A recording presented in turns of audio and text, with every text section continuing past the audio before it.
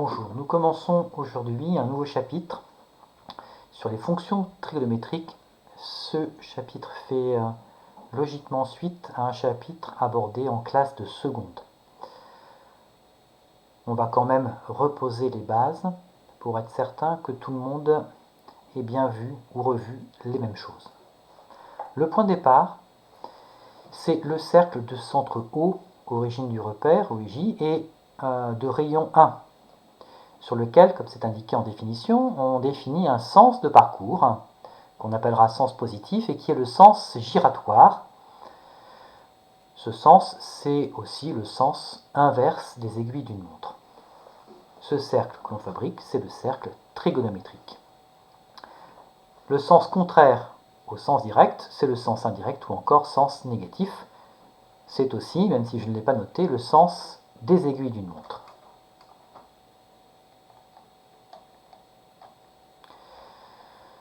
Le principe de ce cercle-là, c'est, comme on peut le voir sur la figure, que partant du cercle trigonométrique, on lui colle à droite, tangent au point d'abscisse 1 est donné 0, le point I du repère OIJ, on lui colle donc une droite, la droite des réels, sur laquelle on a mis en place une graduation.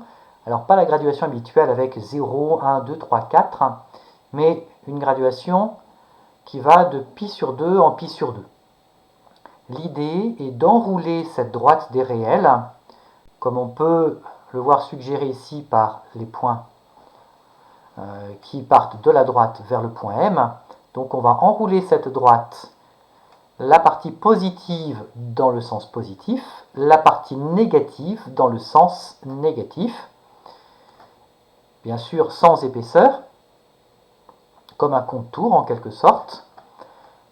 Ainsi, puisque le cercle a pour rayon 1, si on fait un demi-tour de cercle, le point I' qui est porté sur le cercle va correspondre à une longueur d'arc de 2π, et donc va correspondre à un point sur le cercle qui a pour abscisse π. Donc le point d'abscisse π, qu'on peut voir ici, sur la droite, va venir se positionner sur I'. Le point d'abscisse π sur 2, du coup, va venir en J, tout comme le point d'abscisse moins π sur 2 va venir en J'. On dit que le point I' est le point image de π, tout comme pour un réel x, le point M est le point image de x. Donc à un réel, de la droite des réels, on va associer un point et un seul. Par contre, et c'est clairement marqué dans la réciproque, à un point du cercle va correspondre une infinité de points de la droite. Et tous les points de la droite des réels qui vont correspondre par exemple au point M seront espacés de 2 en 2 d'un intervalle de longueur de π, puisqu'on les retrouvera sur le cercle à la même position, mais sur la droite à intervalles réguliers, de telle sorte qu'en enroulant la droite des réels sur le cercle, on soit sur la même position. Comme le cercle a pour rayon 1 le périmètre du cercle, c'est 2π.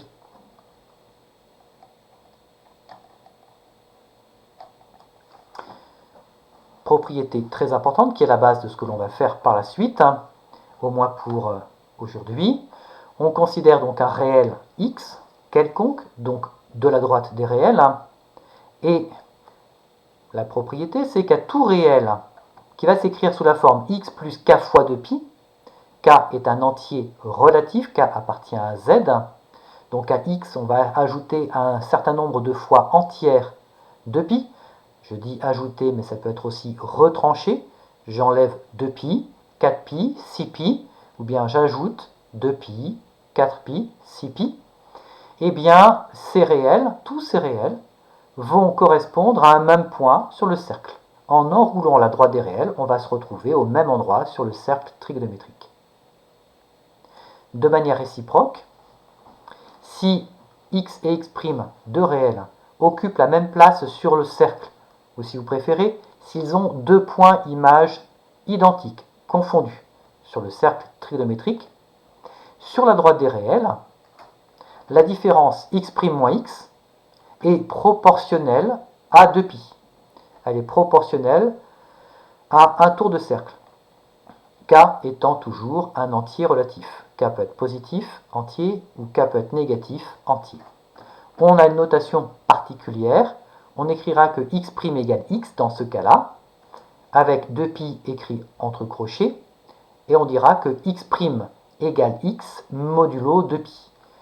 En vérité, la notation est un petit peu plus élaborée, mais en classe de première et dans ce contexte, on s'en tiendra à cela. X' égale x modulo 2π.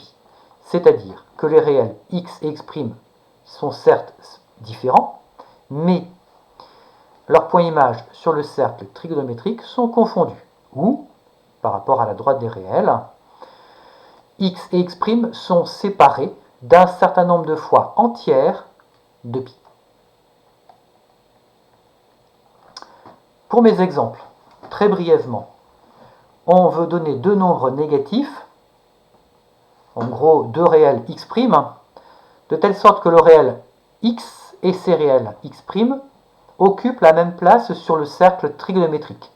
Ce nombre x, donc le 5π sur 6,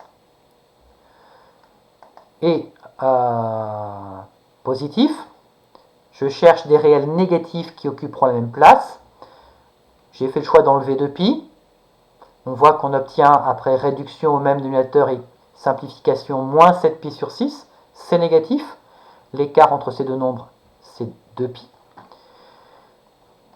Ça marche en enlevant 2π, donc ça va marcher aussi en enlevant 4π, ce que j'ai fait, et on obtient 9π sur 6. Dans le même état d'esprit, on cherche le réel qui appartient à l'intervalle de longueur 2π, 0, 2π, et qui correspond exactement au même point sur le cercle trigonométrique. Alors, je suis allé certes un peu vite, on peut procéder aussi en tâtonnant, mais on comprend bien, puisque 23 sur 4 est plus grand que 2, que ce nombre-là n'est pas dans l'intervalle 0, 2π, mais en quelque sorte à droite de 2π, sur la droite des réels. Donc, on va chercher le nombre qui lui correspond, le x' de la relation x' égale x modulo 2π, de telle sorte que le x' soit dans cet intervalle-là. Une méthode, qui parfois peut être longue, c'est d'enlever d'abord 2π, on regarde le résultat, si dans l'intervalle, c'est gagné, sinon on enlève à nouveau 2π, et ainsi de suite. L'idée étant de voir, par calcul mental, que 23 va s'écrire 16 plus 7. Pourquoi 16? Parce que la division de 16 par 4 tombe juste, certes, mais en plus va produire un résultat pair, puisqu'on cherche un certain nombre de fois entières de π. Donc on trouve ici 16π sur 4 qui donne 4π, plus 7π sur 4. 7π sur 4 est bien compris entre 0 et 2π. Donc le réel égal à 23π sur 4 modulo de π, c'est 7π sur 4. Donc on peut voir en réduction le x' ici, qui est égal à x modulo de π. Même type d'idée, mais formulé autrement, dans le petit 3, est-ce que les couples de réels que l'on propose ici, les trois couples donc, sont sur le cercle au même endroit, ou si vous préférez, leurs points images sont confondus sur le cercle trigonométrique? On répondra oui si l'écart entre ces deux nombres est proportionnel à 2π. On répondra non dans le cas contraire. Donc l'idée est de former la différence des deux, ce que j'ai fait à chaque fois. J'ai à chaque fois préféré faire le plus grand moins le plus petit. J'ai la garantie d'avoir un résultat positif. C'est ce que j'ai fait. Attention au signe. La division 8 sur 4, 8 par 4 donne 2. On trouve 2π. Donc l'écart entre les deux est exactement égal à 2π. Donc, ils ont le même point image. L'écart entre les deux est certes proportionnel à π, mais c'est 3 fois π. Or, on voudrait 2π, 4π, 6π, mais pas 3π. Pas le nombre pi multiplié par un nombre, un entier impair. Donc la réponse est non. Et de manière encore plus évidente aussi, ici, en faisant la différence entre les deux, on trouve 3π sur 2, qui n'a aucune chance d'être égal à k fois 2π, donc là aussi, la réponse est non. Alors pourquoi est-ce qu'on s'intéresse à ces nombres-là, comme au petit 3, comme au petit 2, comme au petit 1, où on voit systématiquement apparaître le nombre pi? C'est parce qu'on va s'en servir en utilisant une nouvelle mesure d'angle, le radian.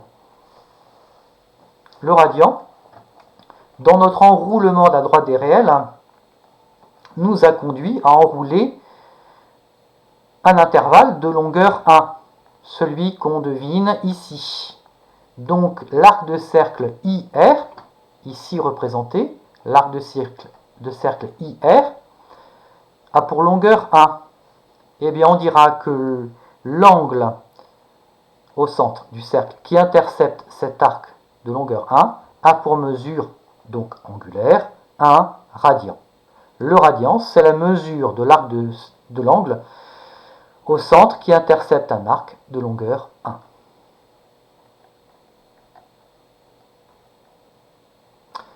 Les mesures en radian et les mesures en degrés sont proportionnelles. Principe à retenir, 180 degrés, c'est un demi-cercle en quelque sorte, c'est un demi-tour sur le cercle. C'est la moitié de pi, donc pi radian.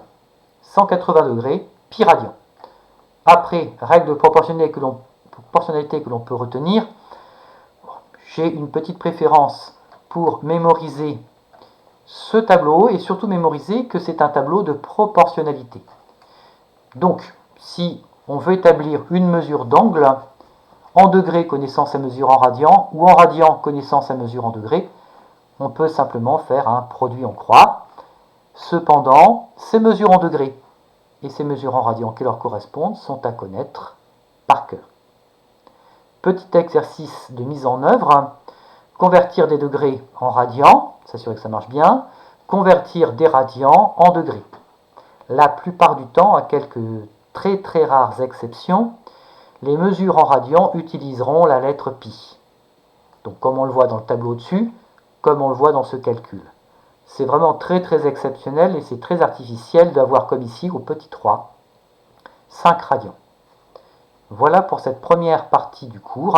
Les exercices que j'ai donnés dans le livre sur les pages 1, 2 et 3 du corrigé correspondent à cette partie-là de ce chapitre.